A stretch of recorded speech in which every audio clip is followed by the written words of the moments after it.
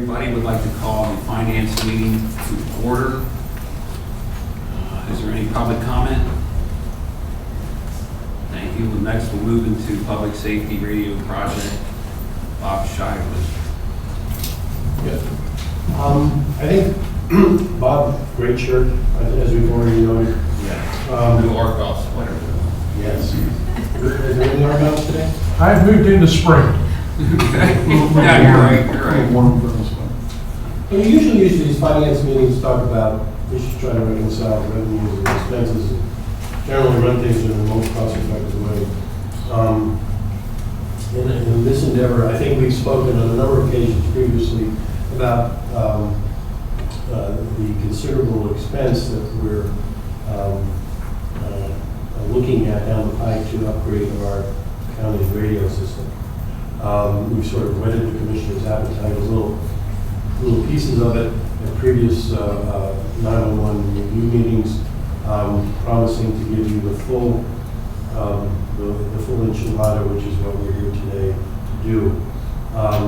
In doing this, I think our objective is to provide the Board of Commissioners with sufficient or significant advance notice of this expense, what our options are within that, the necessity of taking action upon this. But I think what we're trying to do that's a little bit, I wouldn't say unique, but at least distinctive here is we really brought together 3 different departments to put this together. 911 clearly is the primary stakeholder of the whole radio function, emergency radio function.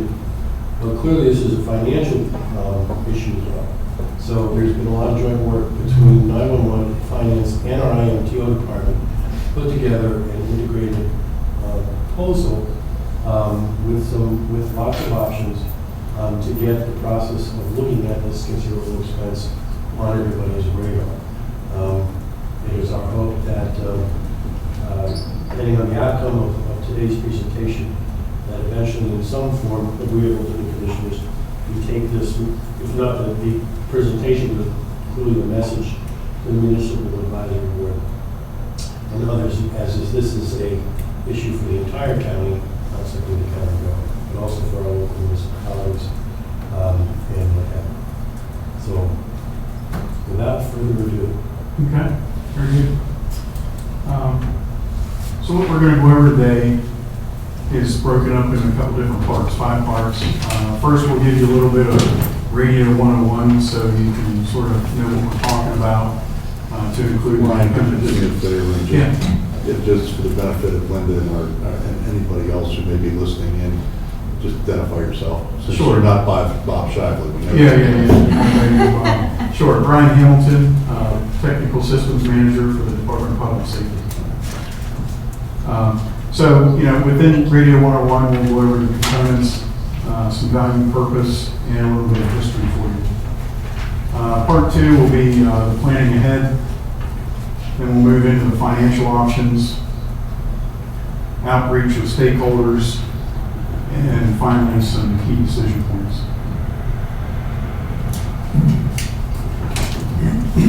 So the components, first we do the site layout. That really drives everything, regardless of the vendor. That drives the whole project. So the site layout is where your radio sites are. So the towers and all the infrastructure to include the radio sites, the microwave system, which takes all that voice communication from the tower site back to the dispatcher, the dispatch console, where the dispatchers obviously sit in the 911 center, and then finally, of course, the end user radio that the emergency responders use. All right, so a little bit about the radio sites. We have 10 self-supporting towers, which we consider high-profile towers. 6 of those are owned by the county.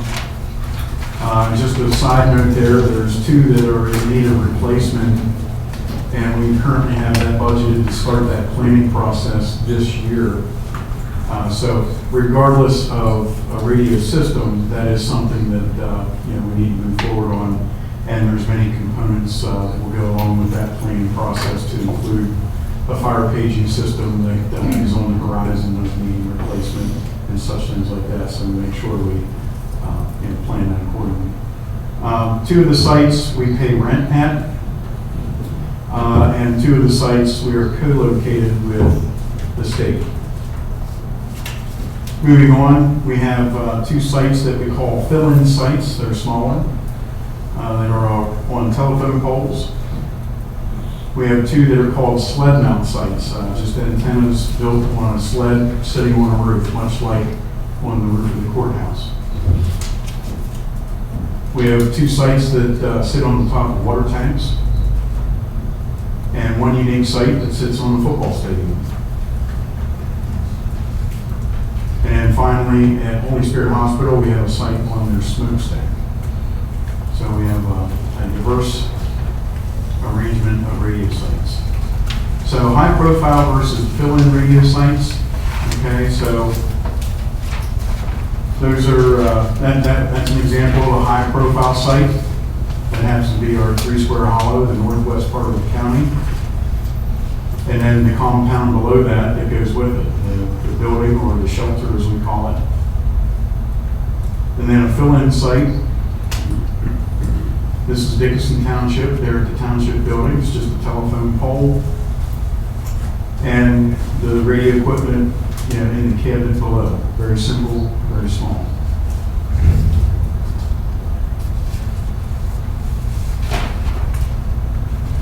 And here's our stadium site located on Shippensburg University's football stadium. We consider that a high profile site. And then another example of, this is a sled mount that sits on the roof of the Kings Gap Mansion. So just giving you a little education on the different kind of sites we have. Ryan, a question. Yeah. It's stated here that 2 self-supporting towers will be replaced. Yes. Why? Is it age, is it structure, efficiency, or is it just technology? Kind of, all the above. Age and structure. There's certain standards that a tower has to meet, and those 2 towers at Lamb's Gap and 3 Square Hollow are the 2. They no longer meet those standards.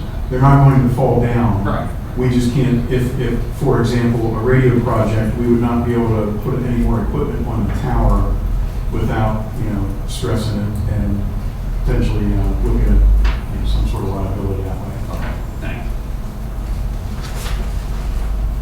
All right, so here's our complete site layout, and you see all our high-profile sites across the county that are linked in there for you. And then we fill that in with the smaller sites, and that makes up the complete network of 17 sites that provide our responders the coverage. All right, I mentioned shelters. We have 11 sites that have shelters which house the radio equipment.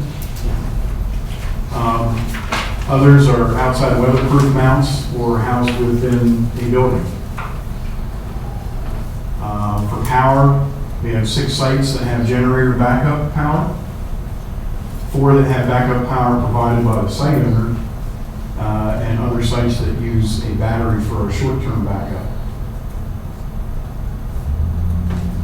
So this is our 3 Square Hollow shelter.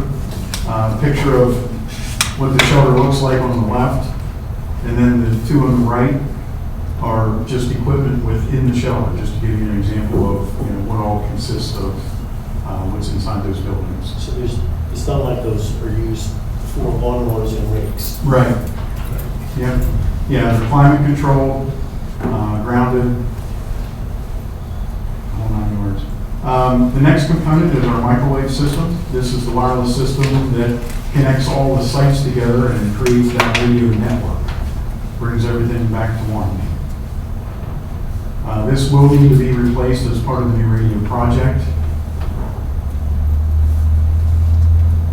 So we have our little graphic here. We go from kind of the spoke and hub kind of set up, our tin cans,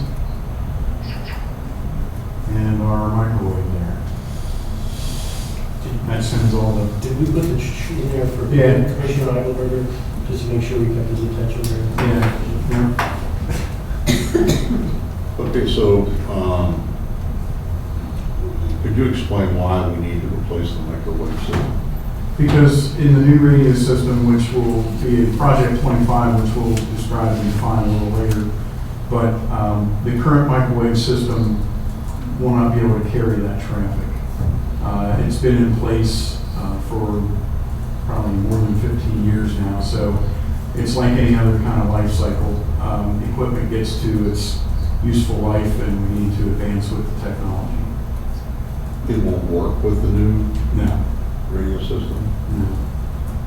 No, the microwave that we use to connect to a lot of the sites, it doesn't have enough bandwidth. It doesn't have big enough pipe to carry the voice and data required by a newer system.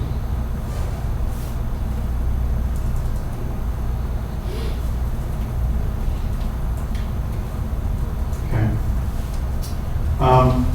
Moving on in components, we have our dispatch consoles, what the 911 dispatchers use to communicate. Just a little picture of what that looks like. We are proposed to upgrade the computers part of that, like the PC, like your desktop PC. They're all driven by computers, and as a natural life cycle, as we do through IMTO, they're slated to be replaced next year. As part of the new radio system, we will need to upgrade the dispatch software, which is what you see there, the software, the interface that connects the dispatcher to the radio network. That will have to be replaced at the same time as the radio system. And then finally, we have the end user radios. A picture of what the mobile radio, which is a fixed radio within a vehicle.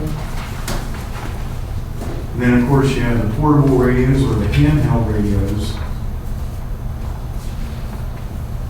The original models of the mobile radio that's pictured there will need replaced to operate on the new radio system. It's like anything else, it just ages, and there's only so much you can do with software and technology in old equipment. And it will not work on a Project 25 radio system at all. We're going to try and have the users through like the various chief organizations, police, fire, and EMS, to see if they can look at some regional financing options to acquire some new radios. And I have an example here of Franklin County, their Fire Chiefs Association.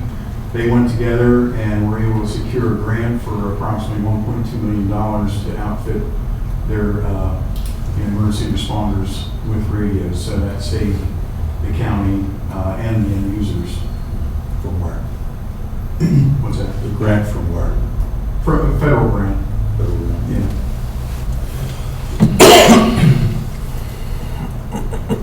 All right, value and purpose.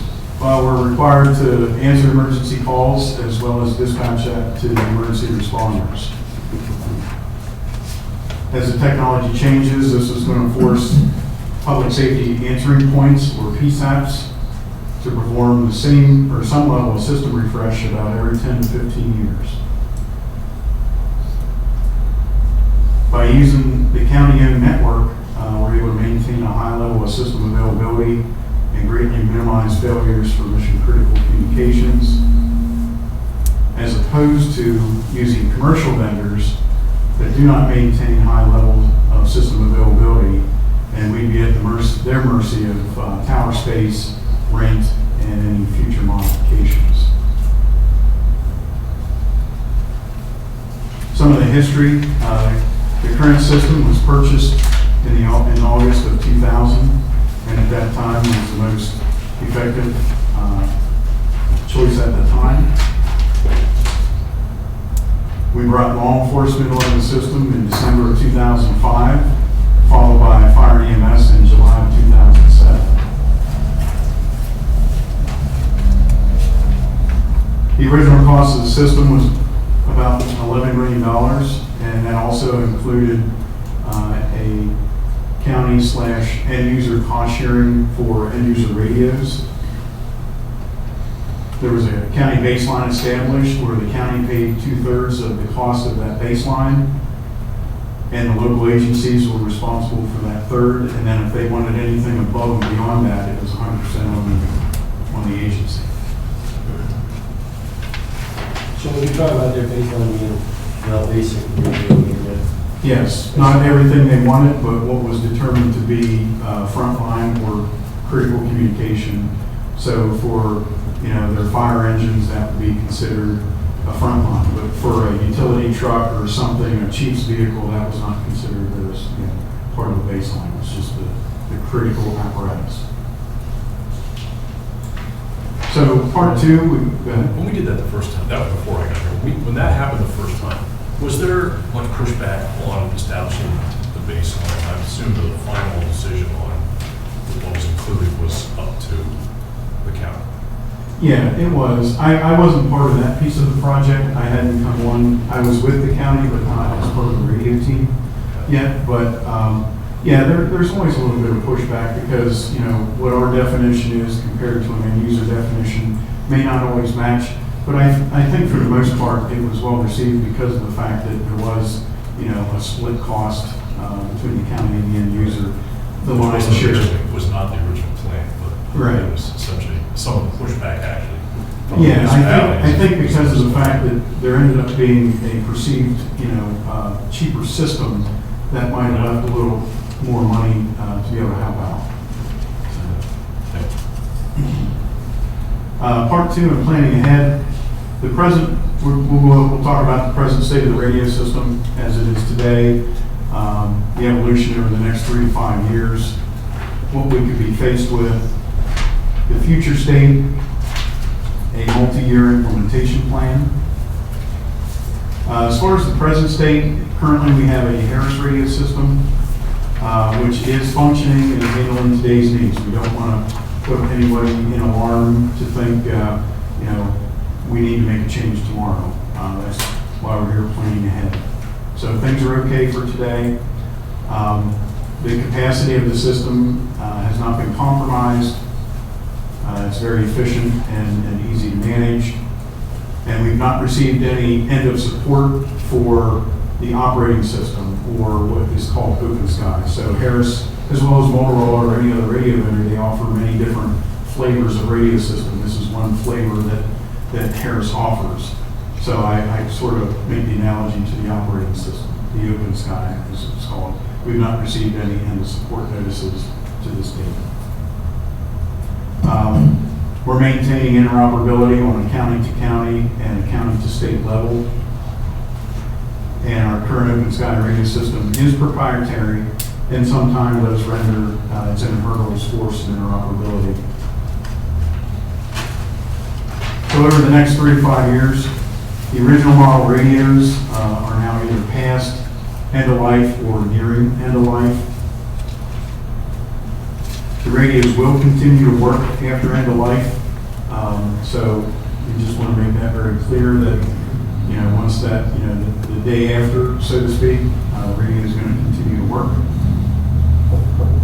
After 5 years of the end of life notice, the parts can't be guaranteed. So once they issue an end of life notice on a particular model of radio, they will guarantee 5 years of parts. So that means you can still do extended warranties and get things fixed. Beyond that, if it can't be repaired, you'd be faced with either not replacing the radio or purchasing a newer model. New models are available and being purchased currently. The long-range planning avoids mission-critical failure while taking advantage of some of the procurement and financial opportunities. On the new models that are being purchased, Yes. did they have, an end of life on those, or? They will at some point. It's no different than a home computer or your cell phone or any piece of technology in today's world that it's not going to last forever. There's always going to be a new model, waiting in the wings. But I think what Jim is saying is that... Nothing ever lasts forever, I understand that, but go ahead, Larry. Yeah, I think what he's saying is that some people, before an end of life, notice has been given, have chosen to move ahead. And why would they do that? To be, up with the latest technology, the newer model radios will be Project 25 compliant, which means, moving into the next radio system, that'll make that a smoother transition. It's basically loading a piece of software versus spending a couple $1,000s on a new style radio. Okay. So what we could be faced with, and I just want to make it clear that this isn't something that's just solely for Harris as our vendor. It's Motorola, it's any of the other radio systems out there that are going to be faced with the same stuff. So we're not alone in this endeavor, okay? We could be faced with a standalone system that may not be supported in the future. We could face higher risk of failure by not keeping up with the evolving equipment needs. And again, I sort of keep coming back to that life cycle, just like the county's, computer life cycle. It's the same thing, just on a different scale. Faced with higher equipment replacement costs due to running past their forecasted life. So if we run right up to the 11th hour, then we're going to pay a premium because of that. We could jeopardize regional funding opportunities, face end user frustration from possible failures, high costs of unplanned Well, would you equipment. explain what you mean by that, jeopardizing regional funding opportunities? Well, like right now, Open Sky is not Project 25, so a lot of the fire departments, when they go for grants, some of the grant requirements are, so if they want to buy radios with their grants, part of that rule is, we'll consider funding your radio project, but your radio has to be Project 25 compliant, all right? While Open Sky, that operating system specifically is not Project 25, the radio may be, but, it's in those fine details as to how the grant readers would determine that, if that's, so moving forward, we would be a fully Project 25 system. So Brian, is it safe to say that outside of Cumberland County, the world is moving towards P25 and away from Open Sky? Yes. Yeah, and we have an illustration to show you that as to kind of where we are compared to contiguous counties, compared to the state. Of course, we could be faced with safety concerns to all responders. We just need to be responsible and move forward accordingly. So the future state, what is P25 or Project 25? All right, it's a national standard for digital radio communication that's used by all levels, federal, state, and local. It also allows competitive, interoperable, multi-vendor solutions for the end user, so they can try and get the best bang for their buck. It creates an agnostic radio system approach when crossing those borders to those contiguous counties that also share Project 25 radio systems. And this was born back in 1989. It's called APCO Project 25 and has since evolved over time and technology to be the leading standard today. Really wasn't a big player back when we bought the system we have today. Wasn't quite ready yet. It didn't bake long enough. So now I think it's ready for serving. I can still remember Ted Wise coming to us and talking about, we need to jump into this 800 megahertz system because we have the frequencies now. Yeah. So it was the best thing, The frequencies are greatest things very in important. sliced bread, and now we're being told it wasn't necessary. And look how much Well, I think the state has that's- spent hundreds of millions of dollars investing in 800 megahertz. Mhm. Essentially, pretty much thrown down the toilet. Okay. Well, I mean, it has served us. I mean, it works well. It's just one of those things where you have to look ahead and, yeah. But I think Cumberland County was one of the first counties to actually get the frequency for 800 megahertz and move forward in that direction. And I think one of the reasons Gary mentioned, and I was on the other end, is the Township Commission at the time. One of the reasons why I think the county assisted in the purchase of this equipment is because a lot of folks at the local municipal level felt that this was being forced upon them. Right. And there are a lot of folks that would prefer, I think, Motorola and some of the other brands at the time, but anyway. Yeah. Well, regardless of the vendor, we still would have been in the 800 megahertz spectrum. So that's not specifically tied to Harris or Open Sky.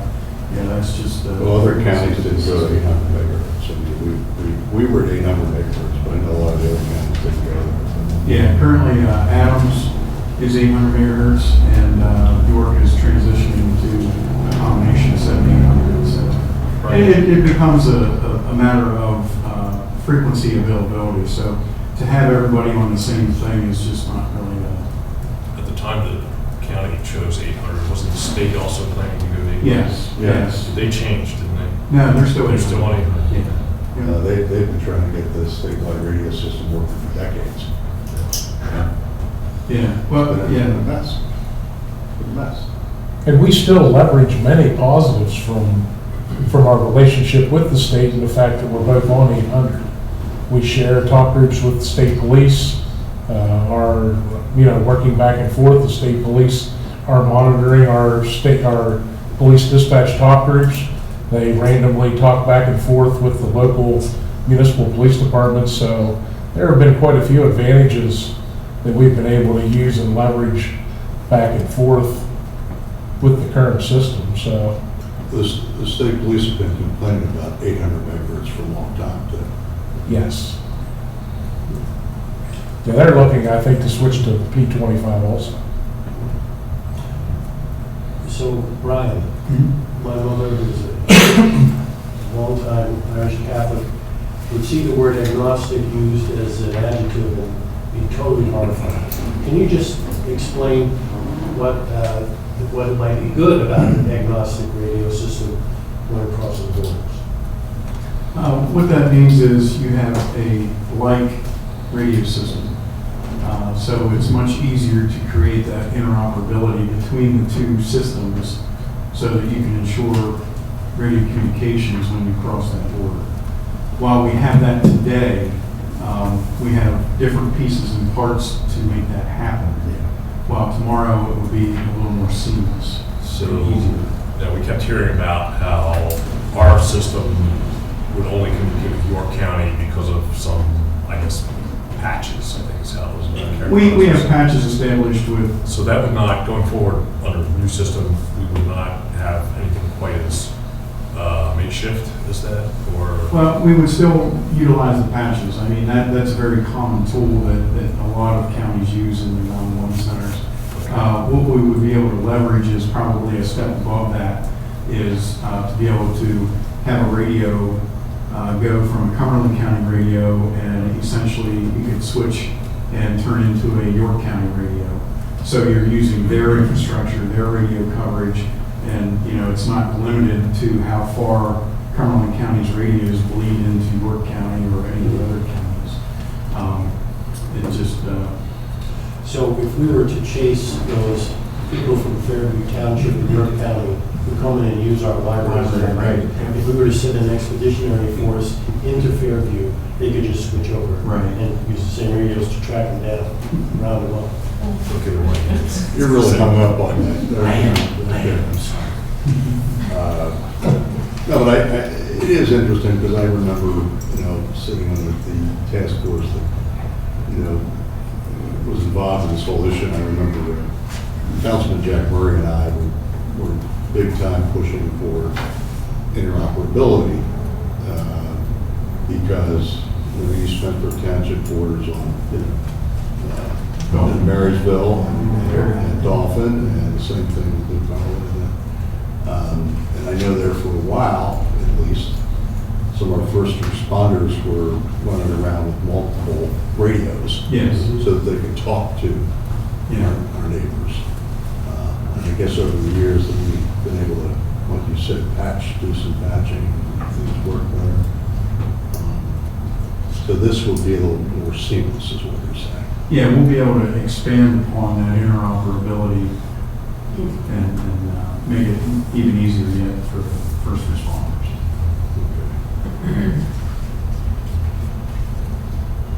Okay, how does this fit in with what the state's doing with when I'm involved with the 911 advisory? You know, in terms This- of, because they're, you know, if you look out in the western part of the state, they're using this, what's called EasyNet. EasyNet, yeah. EasyNet. And they're already, and mostly it's broadband, right? Isn't that what that's all about? It's mostly. Well, it's getting to that. That rolls into the whole FirstNet, initiative. But that would be down the road. Hopefully, we'll be able to, tap into that. My question about this has to do more with, because they have been looking, as part of that process with respect to consolidation of public safety answering points, in some cases. Right. And backups in any event, if, one public safety answering point goes down, answer to the next county. So what I'm going to be interested in is how we can make sure, because the intent there is to build a statewide network. So we have top-notch emergency response throughout Pennsylvania. From the calls that come in to the first responders to the, interoperability, if you will, between, all the counties.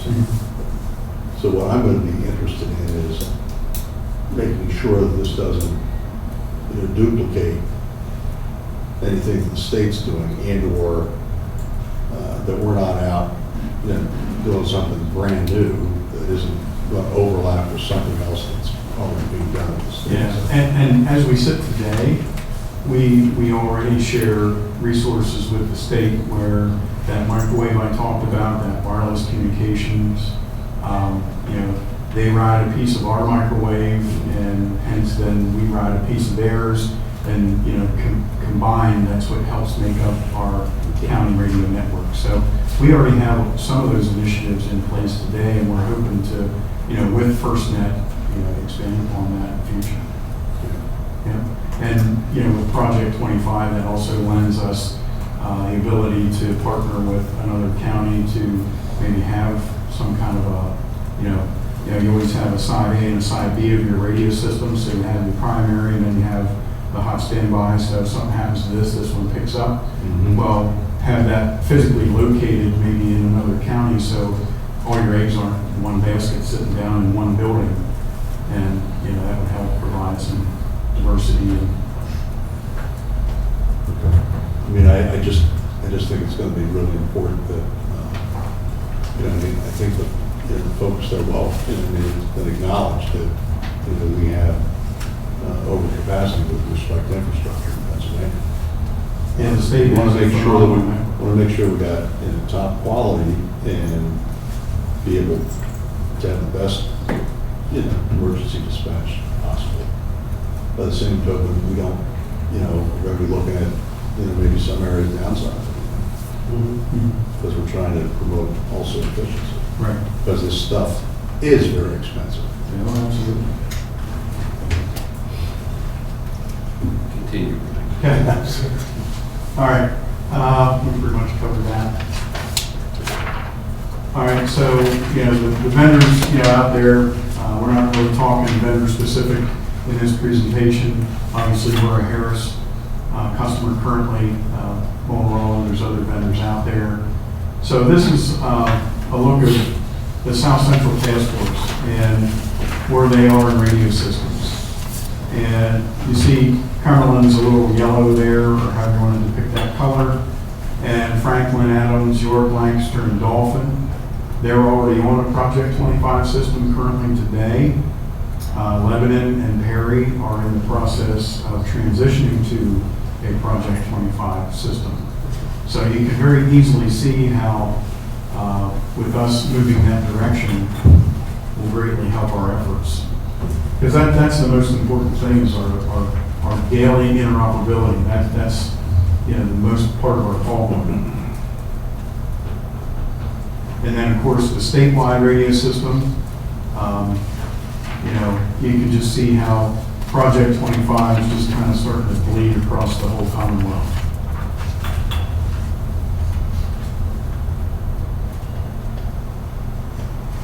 And then into the multi-year implementation plan. We're hoping this year, with your help, to be able to do vendor selection and complete the site layout plan. Then in 2016 to 2019, do the tower replacement. We spoke about those 2 towers. Regardless of what we do with the radio system, we have to keep those on the radar. Followed by the site layout plan and start to implement that. 2020, start looking at the radio infrastructure. 2021, the microwave network along with the dispatch console. 2022, end user radios. And then finally, system acceptance and go live in the 2023 timeframe.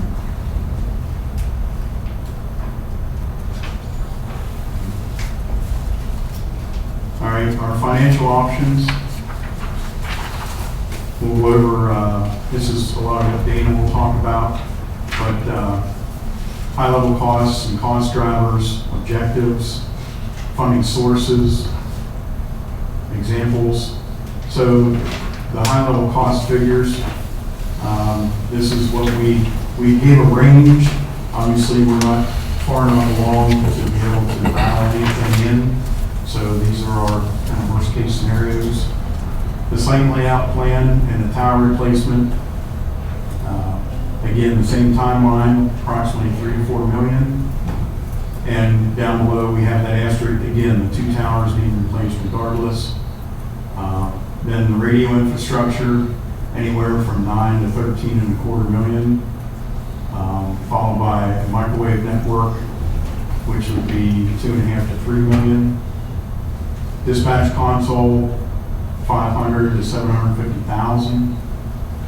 And of course, with any project, you want to build it in a contingency because of the unknown. And with Dana's help, we plugged in $750,000 to $1 million for that. Professional services, $500,000 to $600,000 for a total project. And we have noted there in bold. All this is non-discounted pricing. So once you actually name a vendor, we'll be able to kick in state contract pricing and any other additional discounts that particular vendor can offer. Not included are the county department radios, and that would be like the county departments that use the radios today, like the sheriff's department, prison, public safety, the probations, so on. And of course, the end user radios for the first responders. Down below there, the last 2 stars, the current recurring utilities and maintenance expenses will obviously dependent on and need adjusted upon final system design. Some of the cost drivers, obviously vendor selection is a big one of those. And attached to that, we look at having to do multi-vendor coordination. So once you select a vendor, obviously sometimes it's not just a turnkey. There's many pieces and parts to that, and somebody has to coordinate and manage that. We also have the design and the plan layout. We have the connectivity piece. We have procurement and the cost sharing. We have to make sure that that transition from the current system to a new system is as seamless and less stressful to the end user as possible. We have the integration piece. And of course, you always have maintenance.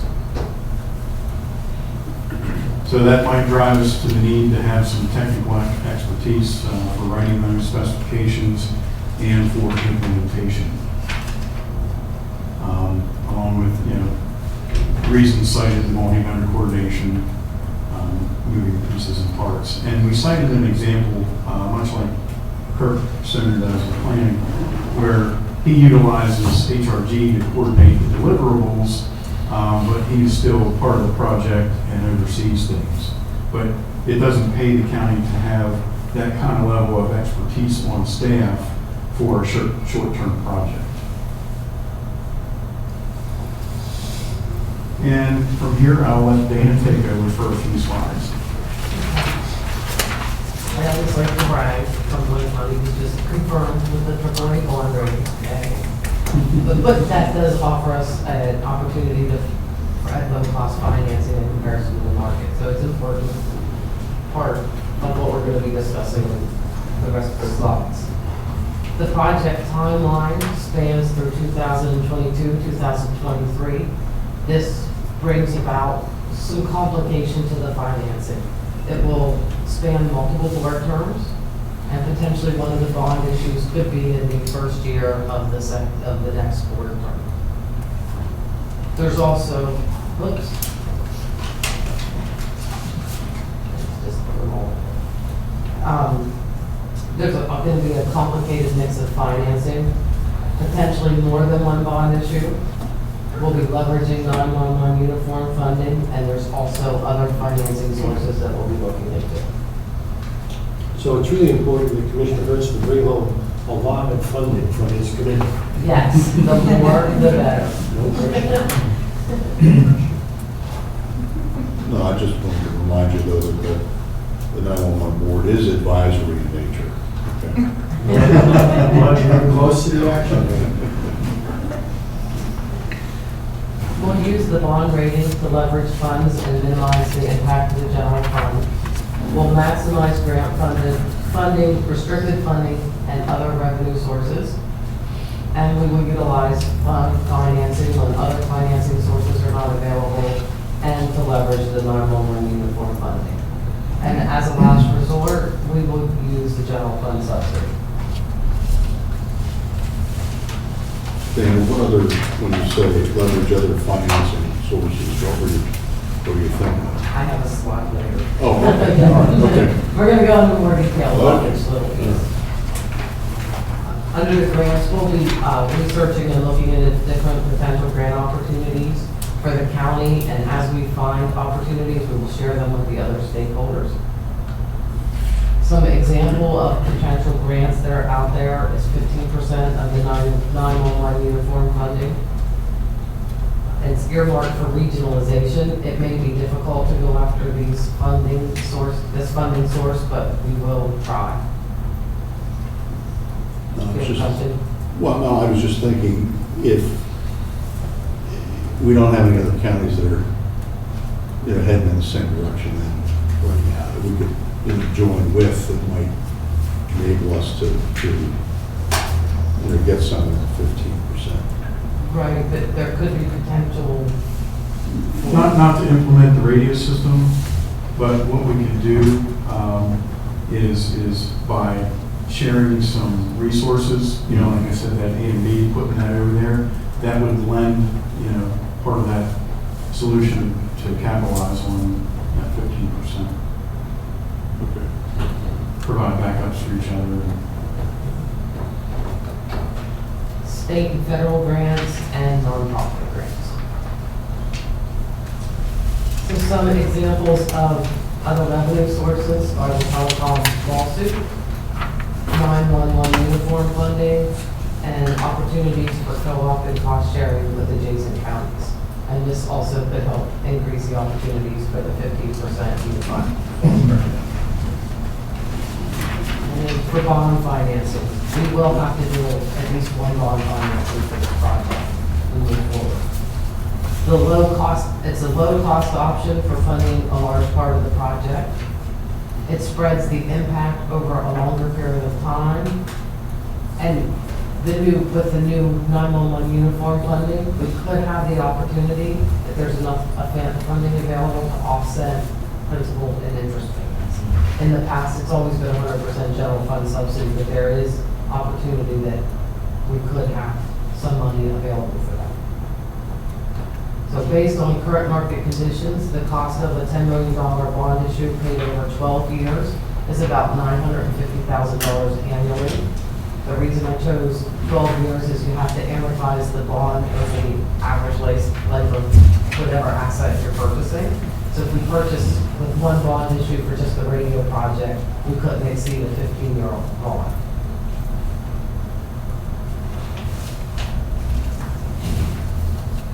I've discussed this already, the repayment could be in the form of either the general fund subsidy or the non-local uniform funding. Another important fact to note is proceeds spending requirements are relatively short in time. They like you to spend down the monies within 2 years. So if we do one bond issue, we will have to strategically place the bond issue to where the majority of the expense of the project is, or use 2 bond issues throughout the project.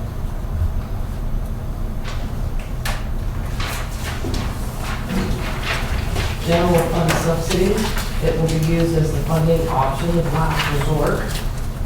I normally recommend to use the general fund subsidy to fund the contingency. If we don't need it, we won't use it. We use it when other financing sources are not available, at the beginning of the project, the end of the project, and to meet temporary cash flow needs.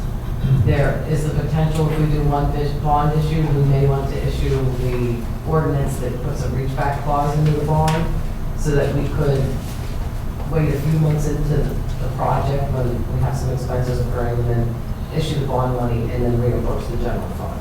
So that's an example of how we can do that. How far back can you go with this? I have to look at it. We've never done more than 6 months, but you can go longer. Just curious. Yeah. I will be working on that relatively shortly. I would say it's a year, but I'm not sure. I have to look. Thank you. So Dana, is it, I mean, are there other counties that simply increase taxes to pay for something like this? Yes. And that's what we're trying to minimize or avoid for that cost. So on the next slide is an example of potentially how we could finance the project. It is preliminary, high level, very quick. It will change, and we will make different recommendations based on the timing of the project and other uses that are available. So we could, assuming a $16 million project, we could borrow $11 million, use $2 million for uniform funding, $2 million for other revenue sources, a general fund subsidy for the contingency of $1 million to add up to the $16 million. That is just one example. It will be very different than that. Did I see a range earlier? It said project would be 16 to 23. So these numbers would just go up. They could go up, but potentially the project could actually come in less. And then this does not include end user radios. This is that little detail. Little minor. It's Not also, forgotten, but not included in this particular. if we went back, we don't have to, but if you recall, the range of 16 to whatever it was non-discounted pricing. So we'll get into this later. Once you pick your vendor, then you can actually start talking about, they can start talking to you about discounts, which would then bring the range down. And we're purposely being very conservative, worst case scenario here. But that discount is a very real thing, but it won't kick in until we pick a vendor. Was the funding for the radios the last time where the county provided 2/3 and the municipality provided 1/3? Was the funding for that included in a bond issue? It was. It was. And we had a negative fund balance for quite a substantial amount of time because we purchased an asset for debt and then gave the assets away. That's just my little comment. That wasn't the original plan going into it, but Right. that's kind of how it played out. But that was all part of the 800 megahertz cost. The bond issue included the funding for the radios. Yes, we did, I think there was 3 bond issues over the life of that project, and it was added to the last bond. I don't think it was included originally.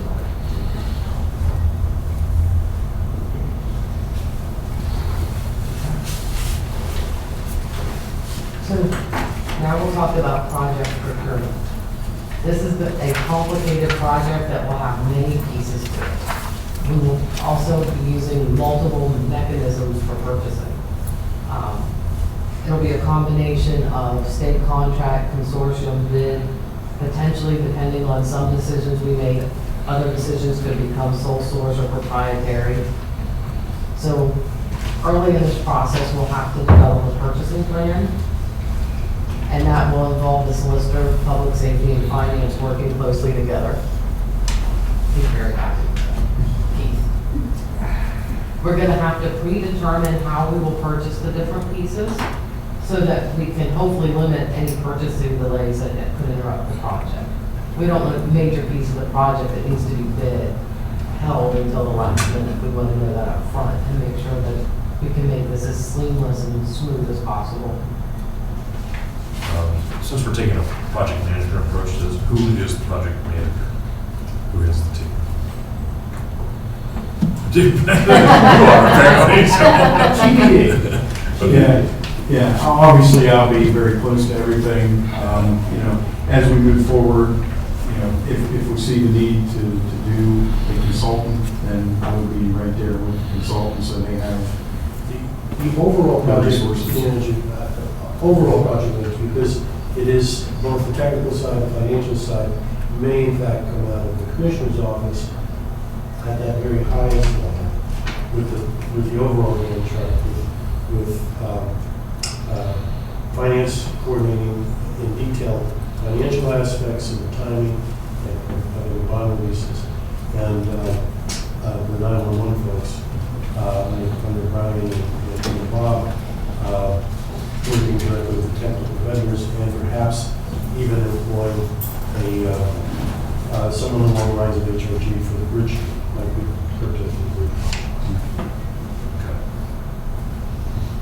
So I would be probably the person who would be going to ask them every month, are we on schedule? Overall, are we on track budget-wise? Are we trending with the total finance? The person with the day-to-day oversight of the project team will be Brian. Okay. All right. Nearing the end. So outreach with the stakeholders. We actually meet tomorrow night with the External Advisory Board. So we're probably going to talk about this and expose them to the presentation as well, followed by all the police, fire, EMS agencies. We don't have those dates determined just yet. We need to see if we can maybe fall into their normal schedule or if we have to do special meetings. We'll do a department heads meeting also to be determined. And we're on slate for June 14th to present to the Municipal Advisory Board. So Commissioner Hertzler, to your point earlier, how the project was rolled out previously, I think we got a lot of lessons learned from that. And we definitely want to take a bottom-up approach from this and get feedback from the first responders and try and mold a radio system that everybody's going to have buy-in to. How many folks are still with us who were part of that? That's a while ago now, so. Yeah, I don't. Still a core group or Bobby? I mean, we were there, but we weren't part of that project. Okay. I think mostly. So there's some knowledge there of how that, there's some knowledge there of how that all played out. We probably did some after-action reports, I imagine, so. Yeah. I have all the folders. Yeah. No doubt. Data's there. So, last but not least, the key decision points. Of course, we're going to be looking to the board for approval of the concept. Followed by how we go about selecting a vendor, which coincides with a procurement plan. And total costs and financial plan. Once we have that vendor, we'll be able to get things dialed in a little better. Then we actually get into implementation and system acceptance. So that's where we're at. state. So Brian, you mentioned, and you can see it on the chart here, the map, that, you know, a lot of the counties surrounding us are on, either converted or in the process of converting this P25. But if I also look at this map, there's a good part of the northeastern part of the state and the southwestern part of the state that haven't moved forward. So what are they doing right now, or what are they using? I don't know what they're doing or what their future plans are. It may be simply a cost issue where they just don't have the revenue to be able to take a look at, Project 25 systems, because naturally, I mean, with newer technology, you're going to look at a higher cost. I would think that at some point in time, depending on what they're using, they're going to have to look at something. Just like we're looking at, right now with our fire paging being on the low band, as we all know it, that technology is just going away. You can't buy parts, so you have to do something. They may be forced to do that at some point, but I don't have a clear picture of any of those counties going forward now. Did some of those counties maybe adopt their latest system more recently than we did? Are they still well into their... Well, yes, it's a very good point where, while they're not Project 25, it might be a system in the spectrum and equipment that will carry them, well into the future. But I would think at some point they're probably going to be looking at that technology. It just seems to be the leading way. It's just not their turn. Right. And it seems like the more populated, the more busy areas kind of do things first, and then, the less populated areas following behind at some point. Who did you ask about the Southwest? Like Pittsburgh, Allegheny? Yeah, I think that's all part of Region 13, and they typically, the 13 counties collectively do everything together, so it's probably a size issue of coordinating that as a whole. And I would imagine with the amount of units involved, they're pretty progressive. So I would imagine, I think they're on like a UHF or some type of, either VHF or UHF repeater that is probably serving them well. So they were in like an interim advanced technology prior to Well, it's P25. it's not all the same. I mean, it looks as though, according to this, Fayette, Westmoreland, Armstrong, and Indiana have all gone to the P25, but I'm looking at Allegheny, Washington, Green, Beaver. Yeah, they're starting to transition then, so. They haven't. It says Lawrence is converting. But, Now, I haven't contacted all those counties. That's based on my counterparts at the state that just have a more vast knowledge of what the various counties are doing. So they very well could be in some kind of transition that we just didn't have that updated information. We're like the black sheep here, we're surrounded by counties. We weren't trying to paint that picture, No, I but know. once we painted that picture, it kind of became It's important. Yeah. Appreciate it. Hey, thank you, folks. Good information. Thank you. All right, is there any other business to be brought in front of the committee? yeah, Mr. Chairman, I want to mention, we had authorized the approval of the letter to go to our state legislators in support of House Bill 794. And lo and behold, the legislature actually acted expeditiously here within the past 24 hours. Bill passed the State House and passed the State Senate, and it's now on the governor's desk. And what I was what I was thinking of is that since we sent a letter or authorized a letter to go to our legislators, we might authorize a letter to go to the governor in support of his approval of this legislation. This again is to bring about uniformity throughout the state with respect to counties having the option of levying a hotel tax of up to 5%. And so we've got a letter in front of us that, if it's all right, I would like to authorize its approval so we can send it to the governor as soon as possible. He has 10 days to sign it. I think it's a good idea. Thanks for bringing it up. Gary, you fine? Could be good. We need the original sign it so we can get it in the mail. Yeah, is this, where's Jim? He's not here. We'll grab her when we get We it. get it through. All right, is there any other business to be brought in front of the committee? All right, seeing none, is there a motion for adjournment? We're adjourned. Thank you, folks.